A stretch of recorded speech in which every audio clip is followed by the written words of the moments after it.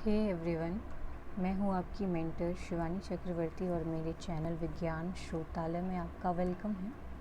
सो आज मैं एक बहुत ही कॉमन टॉपिक के बारे में बात करने वाली हूं। वो है रीज़न्स ऑफ हेडेक जो कि है सिर दर्द। और आज के टाइम पे ये एक बहुत कॉमन एक तरीके से कह सकते हैं डिज़ीज़ हो चुका है, जो हर किसी को कभी ना कभी हो ही जाता है, राइट। तो बहुत लोगों के दिमाग में इस तरह के क्वेश्चंस आते होंगे कि उनमें जो हेडेक हो रहा है वो सीवियर है या नॉर्मल है। तो आज हम जानेंगे कि हेडेक के क्या क्या कारण हो सकते हैं, सिर दर्द के क्या क्या रीज़न्स हो सकते हैं, सिर दर्द होने के क्या क्या कारण या कॉज कह सकते हो, कॉजेज़ ऑफ हेडेक कह सकते हो, क्या क्या कारण होते हैं। तो जैसा कि मैंने आपको बताया कि हेडेक एक बहुत ज़्यादा कॉम्प्लिकेटेड प्रॉब्लम हो चुकी है आज के टाइम पे, क्योंकि चाहे बच्चा हो, चाहे एडल्ट हो, चाहे ओल्ड पर्सन हो, सब में ये प्रॉब्लम हमेशा होती है, कभी ना कभी किसी न किसी टाइम ज़रूर होती है। तो ये हेडेक को हम दो कंडीशंस में बांट सकते हैं, एक कॉमन रीजंस के कंडीशंस में और एक अनकॉमन रीजंस के कंडीशंस में।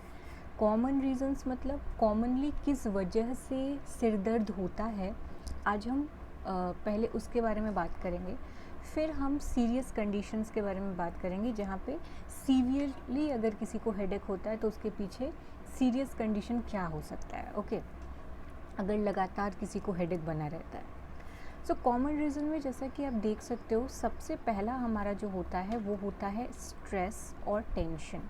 ठीक है, स्ट्रेस और टेंशन जो है वो आपका कॉमन सबसे पहला, जैसे हम कहते हैं, सबसे पहला कॉमन रीज़न होता है। आप में से बहुत सारे ऐसे लोग हैं, अगर मैं अपनी बात करूं या सबकी बात करूं, सबके लाइफ में कभी ना कभी टेंशन, स्ट्रेस ये हमेशा लगा रहता है, ओके। तो इसकी वजह से भी कई बार ऐसा देखा गया है कि सिर में बहुत दर्द होता है। हेडेक का एक रीज़न ये भी हो जाता है। इसके अलावा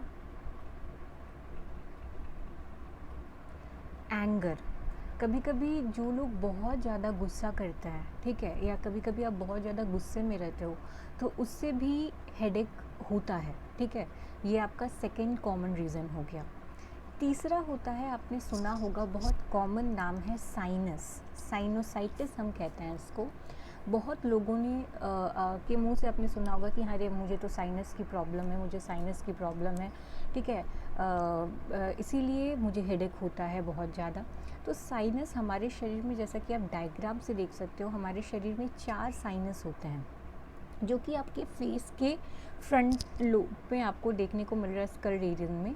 एक आपका होता है फ्रंटल, एक आपका होता है स्फिनॉइड, एक आपका होता है एथेनॉइड, और एक आपका होता है हाँ, ये 4 हो गया। एक हो गया फ्रंटल, एक हो गया स्फिनॉइड, एक आपका हो गया एथेनॉइड, और एक हो गया आपका मैक्सिलरी।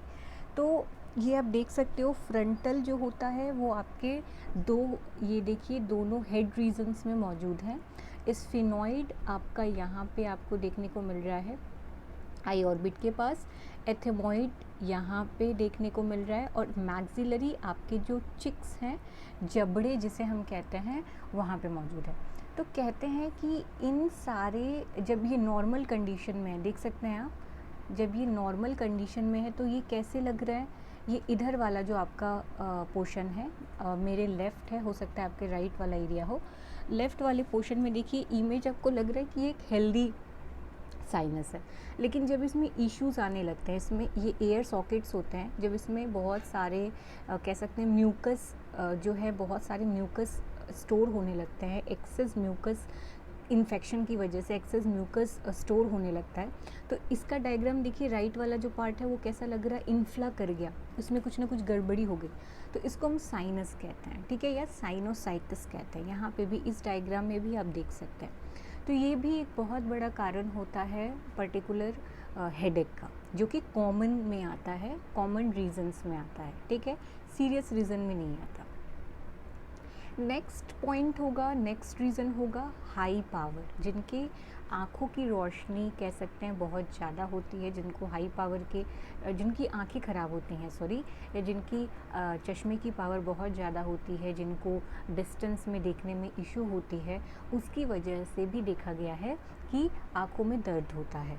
तो ये भी एक कॉमन रीज़न होता है कि आँखों का पावर बढ़ने से या आँखों का पावर बढ़ा रहने से भी हेडेक होती है। नेक्स्ट है डिहाइड्रेशन। डिहाइड्रेशन में भी हेडेक होता है। इसमें जब शरीर से बहुत ज़्यादा मात्रा में फ्लूइड बाहर निकल आता है तो उस कंडीशन में भी हेडेक होने लगती है। तो ये भी एक रीज़न है, या आप कह सकते हो कॉज है, कॉमन कॉज है हेडेक का। नेक्स्ट है सर्वाइकल पेन। आप देखते हो कि बहुत लोग ऐसे होते हैं जिनको सर्वाइकल पेन की इशू होती है, तो उनमें कभी कभी ये सर्वाइकल पेन ज़्यादा बढ़ जाने से जो पेन होता है वो आर्म से हैंड की तरफ भी मूव कर जाता है। ऐसे कंडीशन में आपको देखने को मिलेगा। तो ऐसे कंडीशन में जब सर्वाइकल पेन होता है तो सर्वाइकल पेन में भी बहुत हेडेक स्टार्ट हो जाती है। तो ये भी एक कॉमन कह सकते हो कॉज है हेडेक का, जो कि सर्वाइकल पेन की वजह से भी स्टार्ट होती है। नेक्स्ट है हाई बीपी यानी हाई ब्लड प्रेशर। आपको जैसा कि पता है कि एक नॉर्मल रेंज जो होता है, जो कि आज वैसे तो नॉर्मल 120/80 होता है सिस्टोलिक एंड डायस्टोलिक प्रेशर, लेकिन अब आज के टाइम पे जो नॉर्मल वैल्यू ब्लड प्रेशर की हो गई है वो 140/90 हो गई है। तो एक नॉर्मल वैल्यू से जब आप किसी भी पर्सन का ब्लड प्रेशर हाई होने लगता है, सपोज़ कि यहाँ पे दिया हुआ है डायग्राम में 184/102, ओके, तो उस कंडीशन में उन पर्टिकुलर जो है पेशेंट को, या हम कह सकते हैं पर्सन को, सर दर्द स्टार्ट होने लगता है बहुत तेज़ी से, कभी कभी तो सर एकदम फटने लगता है। देखो ये भी एक बहुत बड़ा कारण है कि हाई ब्लड प्रेशर की वजह से भी हेडेक हो जाता है।